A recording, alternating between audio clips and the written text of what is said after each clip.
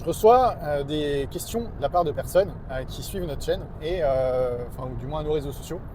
Cette question, qu'on va voir aujourd'hui, c'est je veux faire racheter mes biens par ma SCI ou par une société dans certains cas.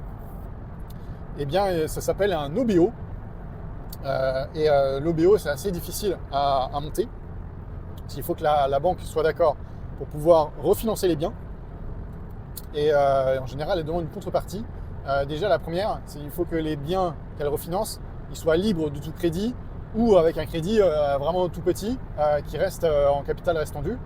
Tout simplement parce que la banque elle va vous demander en contrepartie d'un OBO de placer une partie de la trésorerie qui est dégagée, parce que j'imagine que c'est souvent pour se dégager de la trésorerie, pour réemprunter et réinvestir que l'OBO il est demandé. En général, elle va prendre entre 20 et 50% des fonds qui ont été dégagés. Donc si vous êtes vendu à vous-même un bien à 200 000 euros, ils vont demander entre 50 et 100 000 euros à placer sur un contrat d'épargne chez eux. Et il va vous rester 100 000 euros pour pouvoir investir et lever des fonds. Voilà comment fonctionne l'OBO. C'est une stratégie qui est assez intéressante pour pouvoir se dégager de la trésorerie. Après, à ce jour, j'ai pas encore vu d'OBO vraiment très très intéressant pour pouvoir aller chercher un levier important en termes d'épargne et de création de patrimoine.